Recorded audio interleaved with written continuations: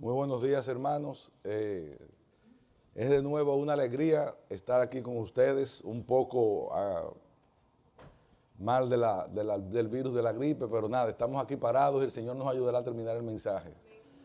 Esta mañana cuando llegamos, nos fue un poco incómodo parquearnos, pero esa incomodidad nos dio tanta alegría, porque le dije a Maggie que la iglesia está llena porque hay muchos carros.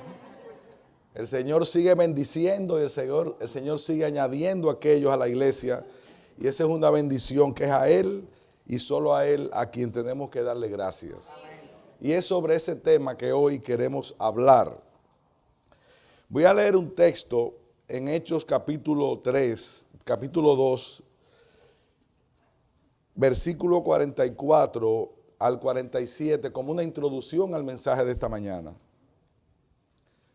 Todos los que habían creído estaban juntos y tenían en común todas las cosas y vendían sus propiedades y bienes y los repartían a todos según la necesidad de cada uno.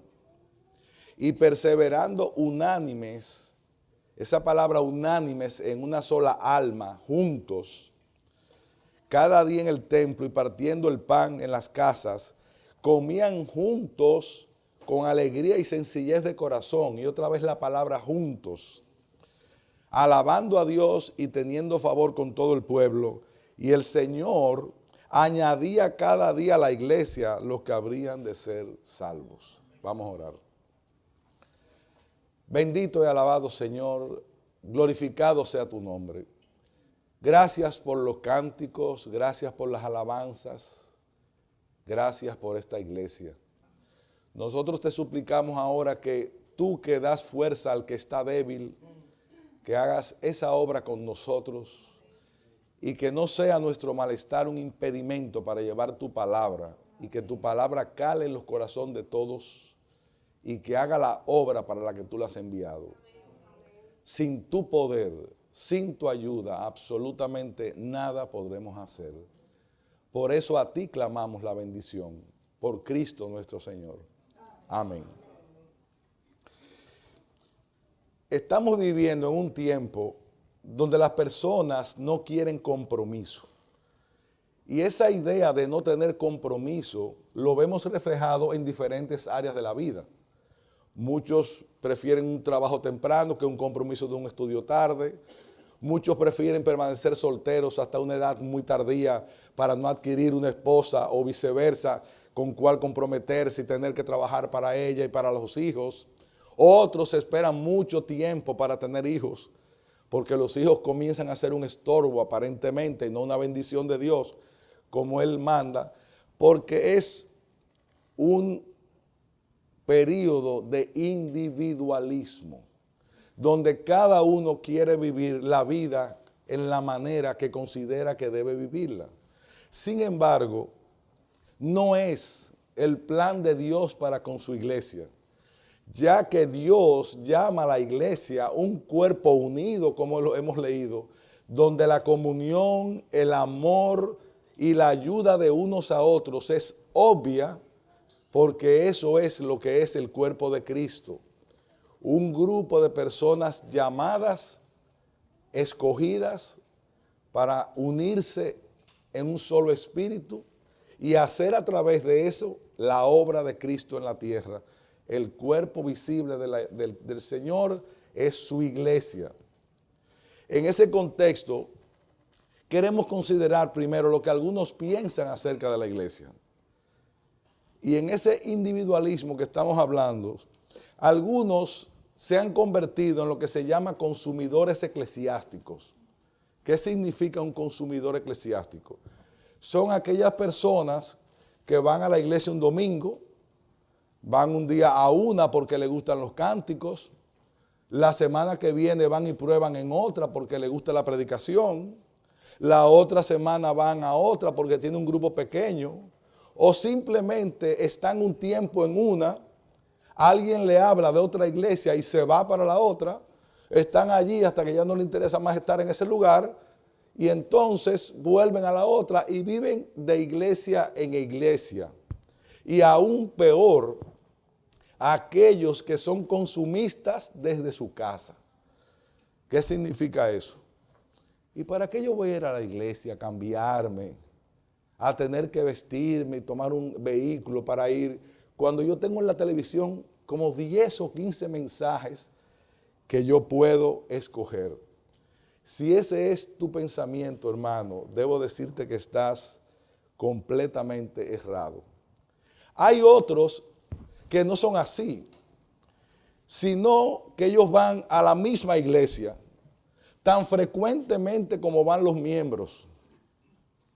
Ellos allí se benefician del amor cristiano, de la adoración, de los ministerios de la iglesia. Y si yo estoy yendo a la iglesia con regularidad, yo me pregunto, ¿y para qué tengo que hacerme miembro? Si como quiera yo voy y yo hago lo mismo que los demás están haciendo. Hay otros que son más espirituales que dicen, es que yo no tengo que hacerme miembro de una iglesia local. Yo soy miembro de la Iglesia Universal de Cristo. Y la iglesia de Cristo está en cualquier lugar. Es más, dice la palabra, que cuando se reúnen 2 o 3 en su nombre, ahí está Él en medio de ellos. Entonces, esos son aquellos que no pertenecen a ninguna iglesia porque ellos son partes de la Iglesia Universal. Hay otro grupo que todavía está más cerca, que son aquellos que son miembros de una iglesia y asisten con cierta regularidad a una iglesia, pero ni se comprometen con la iglesia, van a los cultos que quieren ir, no hacen obras los unos con los otros de discipulado, de amor, de caridad, y en ese contexto son miembros en un papel, pero no son miembros en el espíritu correcto que el Señor manda en que debemos ser miembros de una iglesia. Porque ser miembros de una iglesia significa adherirse a un cuerpo. Y cuando estamos adheridos a un cuerpo, alguna parte de ese cuerpo a usted le corresponde. Este brazo mío no puede decir, me voy a quedar en casa. Mira, tú te vas a la iglesia hoy, pero yo me quedo en mi casa porque estoy cansado, me duele el brazo. No. Es que cuando yo me voy con el brazo, con la pierna, con la cabeza, con todo el mundo. Y eso pasa en la iglesia de Cristo. Todos nosotros, como vamos a ver, somos parte de un cuerpo. Y como partes de ese cuerpo debemos el deber de permanecer unidos, unánimes, en un solo corazón, haciendo lo que el Señor ha mandado hacer en su iglesia. Dice el pastor Mark Dever que el promedio de miembros de una iglesia bautista del sur de los Estados Unidos son como 233 promedio. Algunas tendrán menos, otras tendrán más, pero parece que hicieron un estudio y ellos afirman que llegan a 233, 240, algo por allí, que es el promedio normal de una iglesia. Sin embargo, ellos han notado que de esos 233 miembros inscritos en la iglesia, solamente asisten un promedio de 70, lo que significa que un 30% de los miembros son los que asisten regularmente a esa iglesia a la que pertenecen. La pregunta que nosotros nos hacemos es, ¿y dónde están los demás? ¿El domingo por la mañana o el día de oración o el día de comunión? Probablemente algunos aprovecharán el domingo para ir a la playa. Otros es posible que vayan a la montaña. Otros irán a un restaurante. Otros tendrán un compromiso de algún tipo. O peor todavía, estarán en la televisión esperando un evento deportivo que estaban interesados en ver. Y probablemente por cosas tan sencillas como esas, dejan de ir al mejor lugar donde usted puede estar el domingo, que es la casa de Dios. Y la casa de Dios no es este local. Porque este local mañana pueden poner aquí una comida si quieren. Mañana aquí pueden poner una escuela. Esto no es lo que hace una iglesia. La iglesia está sentada aquí. Todos nosotros somos la iglesia. Por eso usted no puede decir, yo voy a la iglesia. esa iglesia, yo, la iglesia, como parte de, porque si tú eres creyente, eres parte de esa iglesia que Cristo ha comprado con su sangre. Es probable que, siendo un poco más benévolos, que otros no se hacen miembros, no por nada malo, simplemente porque no tienen un entendimiento de lo importante y lo necesario y lo bíblico que es que una persona se adhiera a una iglesia local. Por lo tanto, ser miembro de una iglesia no es algo ni opcional, ni algo que yo hago si quiero.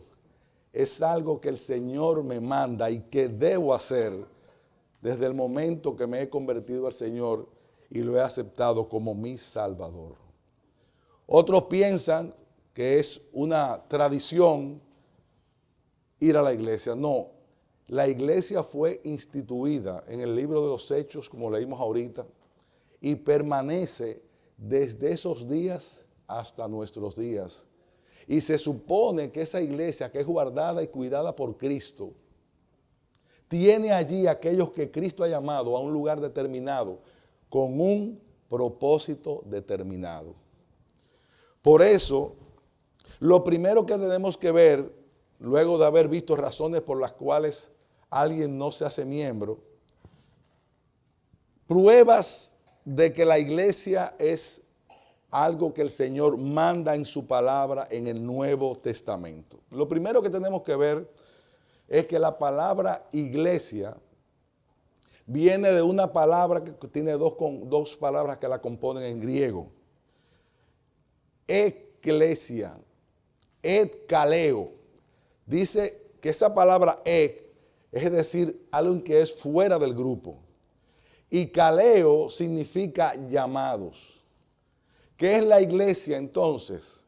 Un grupo de personas que han sido llamados. ¿Llamados de dónde? ¿De dónde lo llamaron? Yo estaba allá, ¿lo llamaron de dónde? Lo llamaron del mundo donde vivía, lo sacaron fuera y lo entraron a la iglesia, que es el lugar donde están todos aquellos que han sido llamados por Cristo en todos los tiempos y en este tiempo también. Por lo tanto, es verdad que hay una iglesia universal. Y dice el teólogo Gruden que la iglesia universal puede definirse como la comunidad de todos los verdaderos creyentes de todos los tiempos.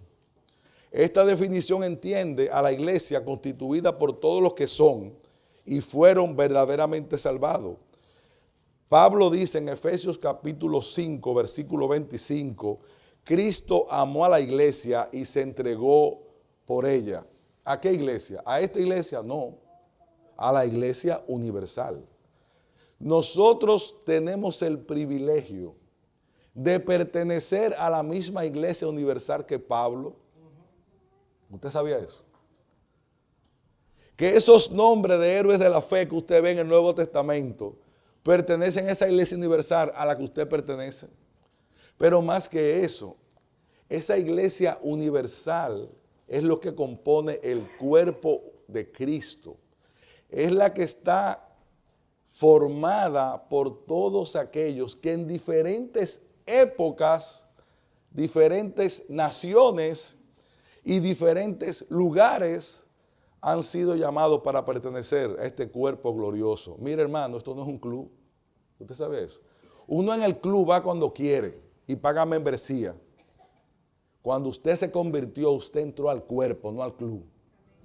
Y si usted es parte del cuerpo, en ese cuerpo algo tiene usted que hacer. Porque en el cuerpo suyo no hay nada que nos sirva. ¿Usted cree que sí?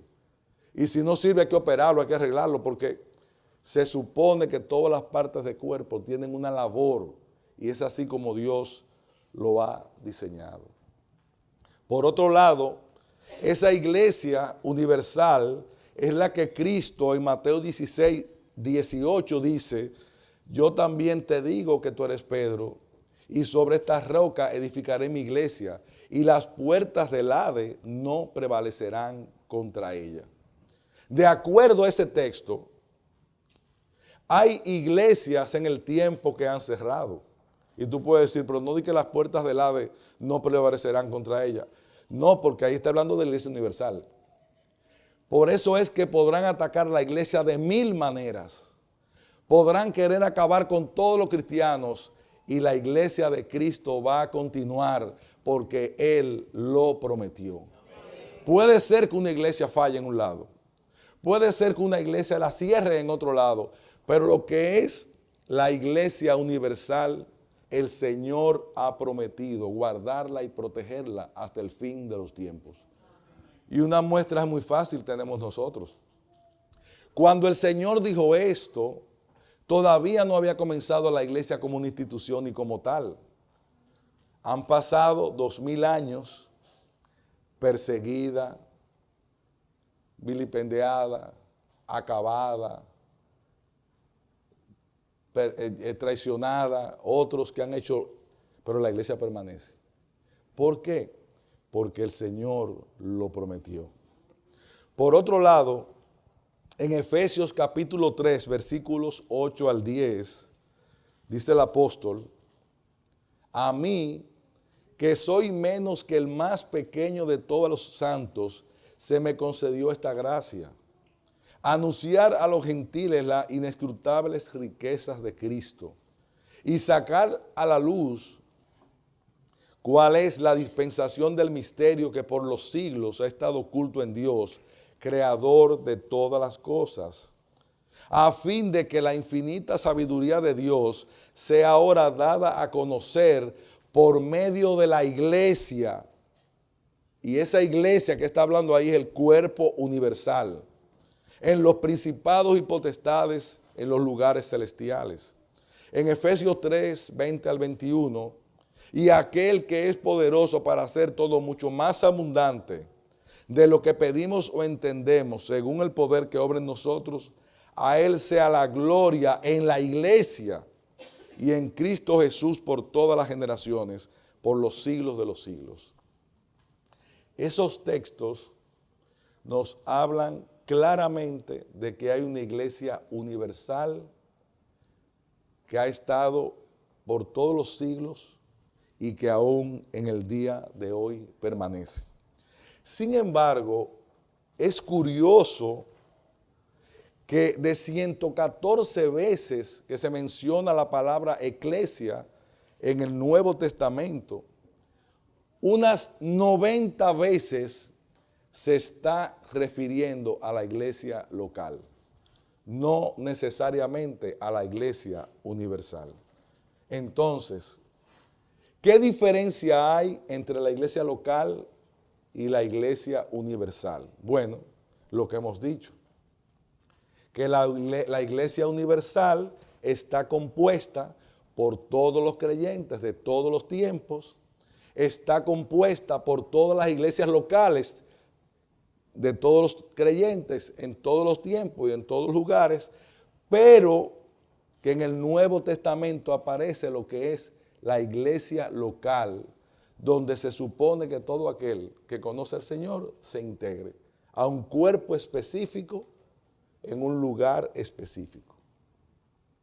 Jonathan Leeman, en su libro La membresía eclesiástica, nos dice, una iglesia local es un grupo de cristianos que se reúne regularmente en el nombre de Jesús para confirmar y supervisar oficialmente la membresía mutua en Jesucristo y en su reino a través de la predicación del Evangelio y la práctica de los sacramentos. ¿Qué incluye esta definición? Primero, es un grupo de cristianos. Segundo, que se reúnen regularmente. Tercero, que hay una responsabilidad mutua en toda la congregación de confirmarse y supervisarte los unos a los otros. Por otro lado, que esa iglesia y ese grupo tiene el propósito de presentar oficialmente a Cristo y su gobierno en la tierra y se reúne en nombre de Él. ¿Para qué? Para llevar a otros el Evangelio de Cristo. Y esa práctica de la predicación y de los sacramentos solo se puede lograr cuando estamos unidos a una iglesia local. Porque es allí que usted va a unirse regularmente. Es allí que usted va a poner sus dones regularmente. Ahora, ¿por qué es importante reunirse? Por varias razones. Porque cuando nos reunimos como iglesia, allí se proclama lealtad a nuestro Salvador. No es al pastor, no es a los diáconos. Cuando usted viene a la iglesia, viene por lealtad a Cristo, independientemente de los hombres que estén aquí gobernando o no. Cuando usted se queda en su casa, usted no le está faltando al pastor, para nada. Digo, es una falta posiblemente porque él preparó su mensaje, pero no es una falta personal. Usted le está faltando al Señor. Porque ¿a qué viene el pastor? A traer a través de la palabra el mensaje de Cristo. Si usted es leal a Cristo, usted va a querer venir a escucharlo. Si usted no es leal a Cristo, usted le da lo mismo quedarse viendo un juego de fútbol que venir a la iglesia. La iglesia es el lugar donde usted muestra que usted es leal al Señor que lo llamó. Es donde usted muestra fidelidad, es donde usted muestra su carácter cristiano, porque también usted tiene un deber cristiano dentro de esa iglesia. Y es lo que dice aquí, que es velar los unos por los otros. ¿Y cómo puede usted velar los unos por los otros si usted no está unido a un grupo local? De ninguna manera. Ah, no, lo que pasa es que yo estoy velando por unos chinos. ¿Chinos? ¿Dónde están los chinos? No, yo oro por los chinos. ¿Qué chinos? Sí, los hermanos chinos. Bueno, es bueno que usted ore por los hermanos chinos. Pero los hermanos chinos usted no puede amonestarlo como dice la palabra. Ni los hermanos chinos lo pueden amonestar a usted. Esa es la iglesia, esa comunidad. Y a muchos nos gusta ver la iglesia universal y la espiritualizamos. Yo soy miembro de Cristo, de todos los hermanos que están en todos los lugares. Pero ¿con quién tú compartes? ¿Con quién tú haces bien? ¿A quién tú animas? ¿Por quién tú oras? Y es verdad que es un deber orar por la iglesia universal. Y es un deber trabajar para que la iglesia universal se expanda. Pero ¿desde dónde? Desde la iglesia local. Y eso así lo manda el Señor. Por otro lado, es la iglesia la que está encargada oficialmente de la profesión de fe y el bautismo de las personas y que esto sea creíble. ¿Dónde tú das testimonio de Cristo? En tu iglesia. ¿Quién confirma que tú eres un creyente? Los hermanos que te conocen, la iglesia. Por lo tanto, no solamente es que tú vas a tener contacto con otros, es que tú en la iglesia vas a ser supervisado y vas a supervisar a otros. ¿Por qué?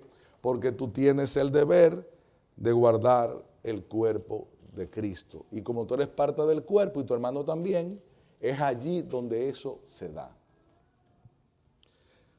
Si queremos más pruebas acerca de la iglesia local, veamos en Hechos capítulo 11, versículo 22, donde dice que en Antioquía se habían convertido gentiles.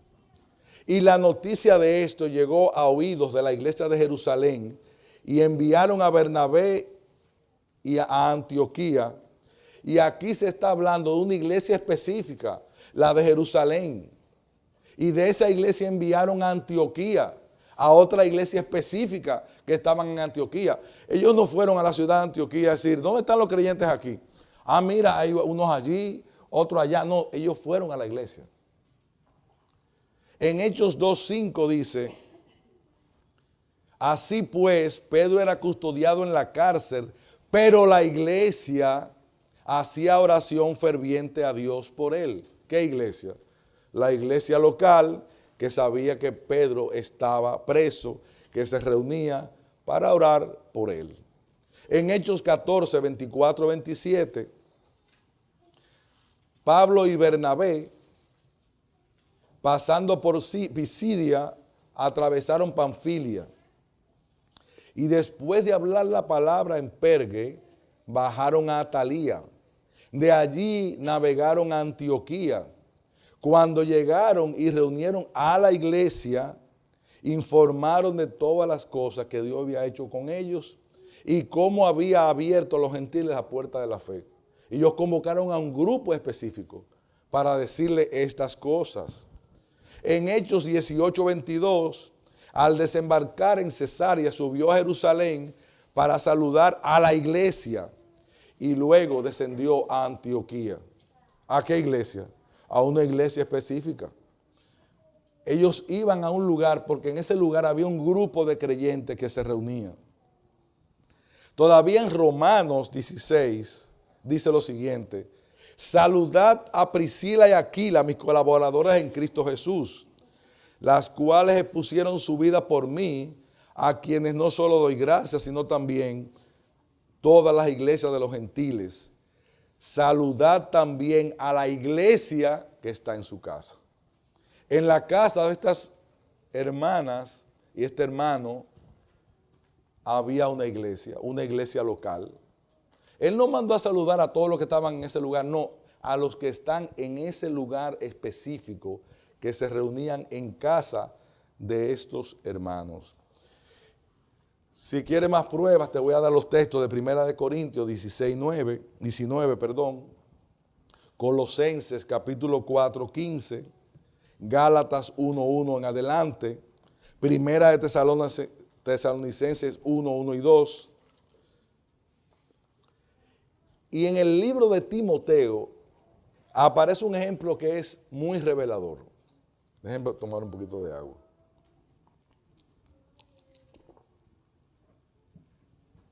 En 1 de Timoteo, capítulo 5, versos 8 y 9, dice lo siguiente: pero si alguno no provee para los suyos, y especialmente para los que están, para los de su casa, ha negado la fe y es peor que un incrédulo.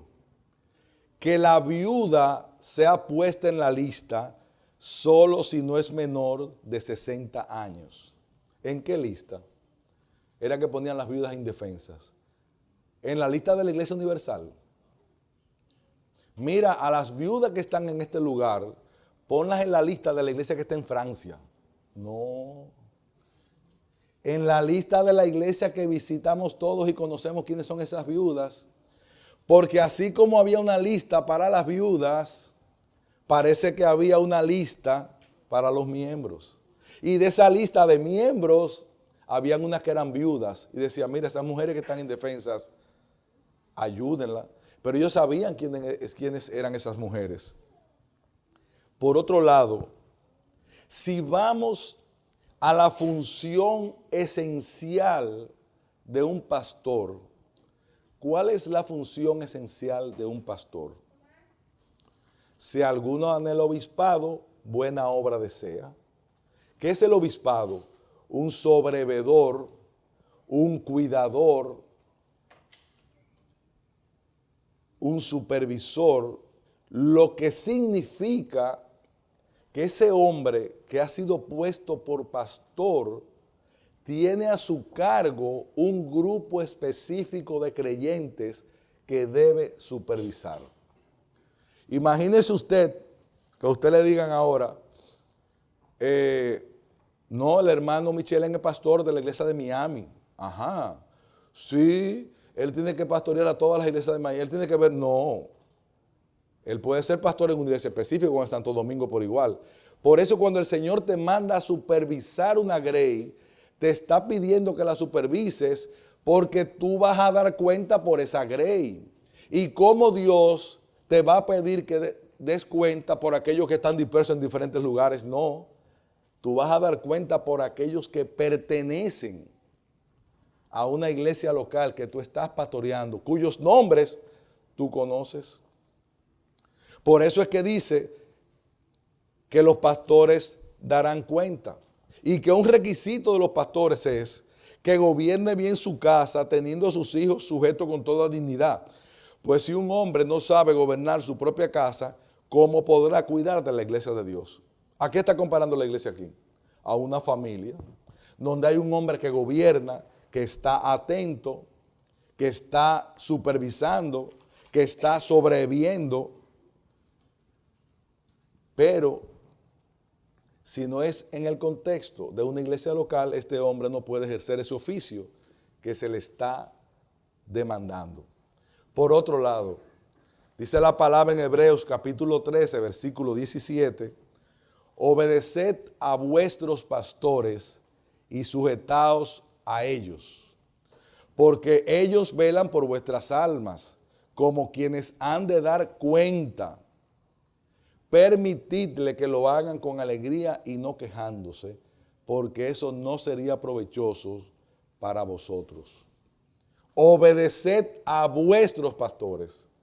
Ahí está hablando de un pastor específico, de una iglesia específica, donde no solamente el pastor va a dar cuenta por esos miembros, sino que los miembros están llamados a obedecer a sus pastores. ¿A cuáles pastores? O los que tienen dentro de la iglesia local.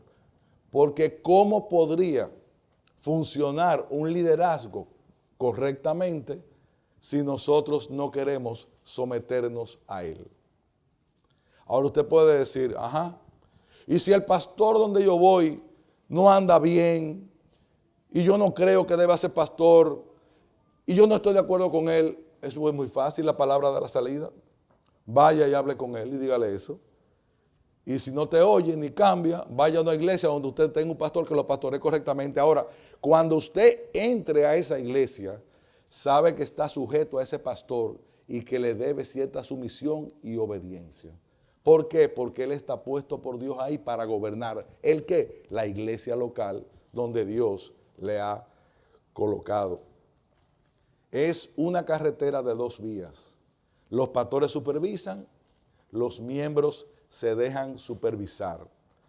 Y esa es otra razón por la que muchos no quieren ser miembros de la iglesia.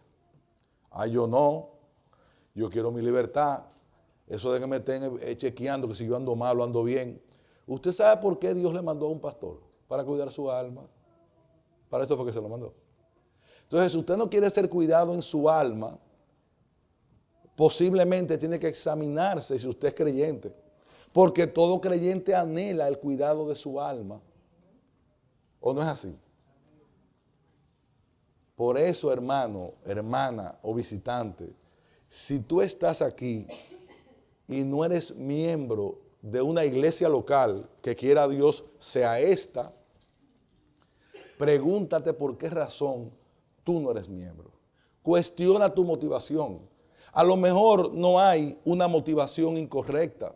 A lo mejor lo que hay es falta de conocimiento. Pero te tengo una mala noticia. Ya con este mensaje posiblemente tienes el conocimiento. ¿Y cuál va a ser la excusa ahora? De saber lo que Dios te está mandando. Y si quieres más, porque en un mensaje uno está limitado, ve a la palabra de Dios y busca las veces que se habla de la iglesia local. De aquellas iglesias a las que Pablo le mandaba una carta y decía, distribúyala dentro de las demás iglesias. ¿Cuáles iglesias? Las varias iglesias locales que probablemente había en un lugar o había en otro lugar. Porque es en la iglesia local donde tú vas a poder poner tus dones al servicio del Señor. Por otro lado, aún los nombres que se le da a la iglesia habla de conjunto, de personas que están juntos, cuidados por un pastor. A la iglesia se le llama rebaño, un rebaño. ¿Cómo andan los rebaños cuando usted lo ve en el campo? Todas las ovejas dispersas. No, el rebaño anda junto. Y tienen un pastor que las va guiando. Y ese pastor, dice la palabra, que cuando es un pastor fiel, va y busca a aquella que se ha perdido, porque es su responsabilidad traerla de nuevo al redil. ¿Y quién es el buen pastor de todas las almas? Cristo. ¿Y qué es lo que quiere Cristo? Mantenerte dentro del redil. con el cuidado que la iglesia local, con sus pastores y miembros, te va a dar a ti y te va a mantener dentro de los parámetros que Cristo quiere en tu vida espiritual. Por otro lado, si no hubiera una membresía, ¿cómo saben los pastores cuál es su grey? No saben. ¿Por qué? Porque no tienen un contacto constante con esas personas ni una relación que lo lleve a trabajar con su alma. Si usted va hoy aquí y otro domingo va allá y otro domingo va a otro lugar, ¿quién va a velar por su alma? Dice Primera de Pedro capítulo 5, 1 al 3, por tanto, a los ancianos entre vosotros, exhorto yo, anciano como ellos, y testigo de los padecimientos de Cristo, y también participante de la gloria que ha de ser revelada, pastoread el rebaño de Dios entre vosotros, velando por él, no por obligación, sino voluntariamente, como quiere Dios, no por la avaricia del dinero, sino con sincero deseo. Tampoco como teniendo señorío sobre los que os han sido confiados, sino demostrando ser ejemplos del rebaño. Aquí habla del pastor que no es un asalariado, que cuida de sus ovejas, que gobierna pero no se enseñorea, sino que gobierna con un gobierno tierno, con un gobierno amoroso, que lo que busca es el bienestar de sus ovejas. Por eso es que el pastor, cuando va a enderezar el camino de una ovejita, no le da con una vara, no es golpe que le da, no. Dice, tu vara y tu callado me infundirán aliento. El callado del Señor lo que hace es que te recoge y te aparta y te tiene cuidado y te mantiene dentro del redil con amor, con dedicación y tratando de tener el bien de tu alma. Por lo tanto, hermano, si tú vas a varias iglesias, pregunta también, ¿quién es tu pastor? ¿A qué rebaño perteneces? ¿A quién tú le das cuenta? ¿Con quién tú trabajas? ¿A quién estás ayudando? ¿Con quién estás colaborando? ¿A quién estás haciendo esa obra que dice la palabra de los unos a los otros?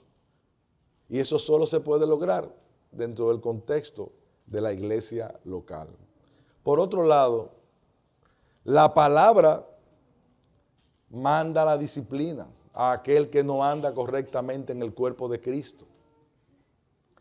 ¿Y cómo se podrá aplicar la disciplina si tú no eres miembro de una iglesia local? Porque ¿qué dice la palabra en Mateo 18, 15, 17? Si tu hermano peca, ve y repréndele tú y él solo. No vayamos ahora a publicarlo.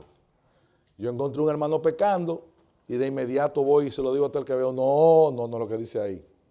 Lo que dice ahí es que si tu hermano peca contra ti, ve tú solo y habla con él. Tú solo.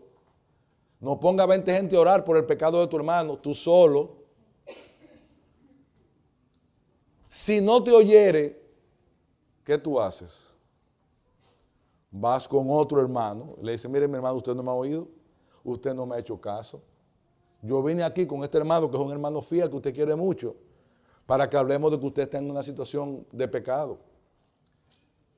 Pero si el hermano no hace caso ni a la amonestación del hermano amante que se le acercó, ni a la amonestación de los dos que se acercaron, ¿qué dice el texto? Si es así, dilo a quién. A la iglesia. Y si no oyere a la iglesia, tenlo por gentil y publicano. Lo que le da a la iglesia una responsabilidad para determinar inclusive quiénes andan o no andan en la fe. Pero eso solo sucede en el contexto de una iglesia local. Ahora, ¿qué pasa? Que nadie quiere dar cuenta. Usted quiere vivir como quiere y pecar y nadie puede ponerle en disciplina porque usted hace lo que usted quiere. Usted sabe que si ese es su pensamiento, debe examinar su corazón. Porque un creyente verdadero debe procurar ser protegido, cuidado y guardado. Y que si peca impenitentemente sea disciplinado. Porque dice la palabra de Dios que Dios a los hijos que ama, ¿qué hace? Los disciplina porque no son bastardos. Los hijos de Dios son disciplinados porque ¿cuál es el propósito de la disciplina eclesiástica? Lograr la salvación de esa alma o volverla a traer al redil. Es buscarla, no sacarla. Entonces, cuando tú eres disciplinado dentro de la iglesia, tú tienes que verlo como un acto de amor de Dios para ti. Porque si tú no eres corregido, ¿cómo vas tú a enderezar tu camino? Además, que como parte del cuerpo que somos, cuando nosotros pecamos, no pecamos individualmente. Nosotros afectamos el cuerpo completo. ¿Por qué? Porque cuando la gente habla de ese pecado afuera, no dice fulano, no, el creyente ese que va a la iglesia, esos son todos iguales. No son todos iguales. Hay alguien que pecó y fue puesto en disciplina por haber pecado. Y eso lleva a tomar más en serio la vida que tú llevas porque tienes que dar cuenta. Y no cuenta al pastor, no cuenta al hermano, no. La disciplina es una bendición de Dios para mantenerte en el redil, para tú tratar de vivir una vida santa que le agrade a Él. Y eso solo es posible, mis hermanos, en el contexto de una iglesia local. Por otro lado, en Romanos y en Corintios habla de los dones que nosotros tenemos que poner a la disposición de los demás como parte del cuerpo. Dice que todo el cuerpo en Efesios también está unido entre sí por las coyunturas que le unen. ¿Y dónde sucede eso? En la iglesia local. ¿Cómo puedo yo practicar todos los llamados de los unos a los otros que dice la palabra? Amaos los unos a los otros, orad los unos por los otros, cuidarse los unos por los otros, si no es en el contexto de personas que yo conozco? Yo puedo orar por personas fuera de la iglesia.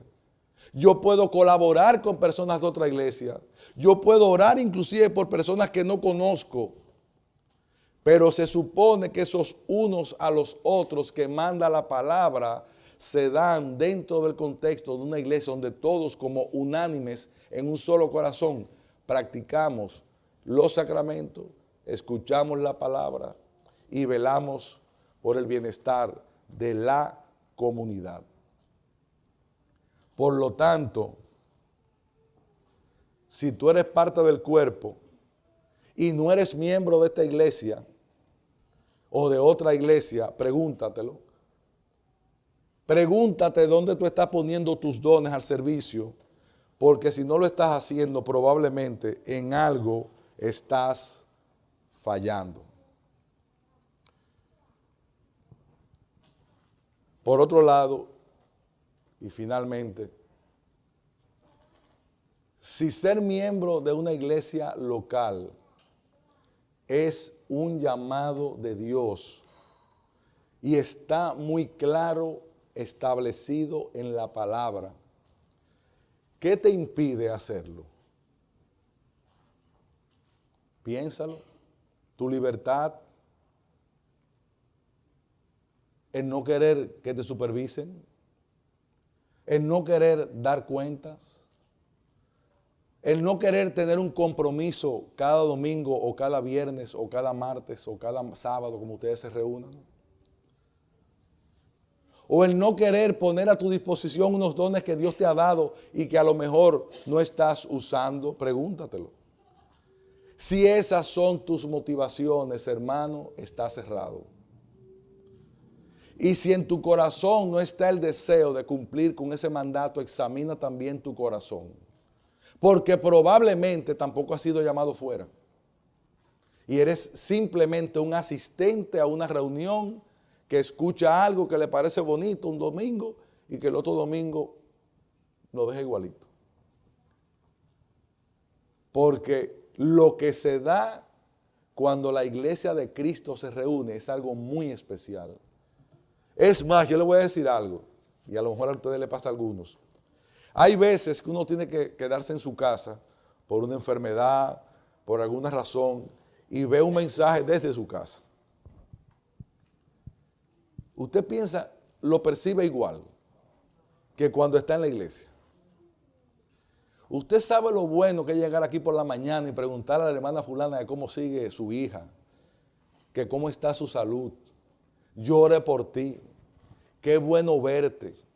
Te he tenido pendiente esta semana. Me decía el hermano Joel que en esta iglesia la dificultad de la distancia hace que muchos no se puedan ver durante la semana y que por eso aprovechan el tiempo cuando están allí en el refrigerio. ¿Para qué? Para tener comunión los unos con los otros, porque eso es una iglesia, una hermandad, un cuerpo, una familia que anhela verse. Cuando usted no ve un hermano sentado ahí, usted tiene que preguntarse por qué no vino, está enfermo. A mí me pasó que uno de estos viajes aquí, creo que fue, que un hermano me escribió, me dijo, hermano, tengo días que no lo veo. ¿Y dónde usted? Yo le dije, hermano, gracias. Yo no me molesté. Usted sabe lo que yo me puse contento. Porque él estaba pendiente a mí. Si yo estaba enfermo, si a lo mejor estaba mal en la fe, porque eso puede estar pasando. Quiere el Señor que no sea esa la razón. Alguien, hermano, está velando por ti y eso solo se da en el cuerpo local. Por eso es que cuando habla, y vamos a leer ahorita, de la Santa Cena, muchos dicen y toman el texto para examinarse a sí mismos en el sentido del pecado individual. Pero si usted lee el contexto completo del texto, se dará cuenta que ahí está hablando de aquellos que participaban de la cena de una forma individual o que no habían arreglado la cuenta con sus hermanos y estaban participando de la cena y eso traía castigo. Por eso es que la Santa Cena que vamos a celebrar en un momento se llama comunión. ¿La comunión de qué? Del cuerpo local de Cristo. ¿O usted cree que usted va a celebrar la Santa Cena por la televisión? Uno en Haití, uno en China y otro en Santo Domingo. No, es la comunión del cuerpo local reunido aquí, hermanos. Por eso es que es tan importante ser miembro de una iglesia, porque allí es que tú vas a glorificar a Cristo. Allí es que tú vas a poner tus dones a la disposición de Cristo. Allí es que tú vas a servir al más débil, a la perniquebrada. Allí es que tú vas a predicar la palabra. Allí es que tú vas a llevar a aquel que te ganaste a Cristo en tu trabajo, en tu casa o en cualquier otro lugar. Es allí donde tú vas a orar para que el Señor mantenga la santidad de esa iglesia local, de esos hermanos que están contigo hombro con hombro cada día. Por eso, hermanos, como dice la palabra en Romanos, nosotros debemos preferirnos los unos a los otros, amarnos los unos a los otros. ¿Con qué? Con un amor fraternal. ¿Y qué es un amor fraternal? El amor de un hermano. Ese que está sentado al lado tuyo, que a lo mejor te encanta o no te encanta, te digo algo, es tu hermano y es parte de tu cuerpo. Y como es parte de tu cuerpo, tú debes cuidarlo. Y ese cuidado solo se hace velando por él. Pero tú no puedes velar por el hermano que es parte de tu cuerpo que está en Oklahoma. Sí, tú puedes velar por un hermano que está allá, claro que sí. Pero eso que se da en la iglesia local no se da en ese contexto. Los hermanos de Oklahoma velarán por los hermanos de Oklahoma y tú orarás por ellos porque es un llamado. De hecho, es un llamado a participar y a cooperar con la Iglesia Universal. Y si no fuera así, yo no estuviera aquí esta mañana.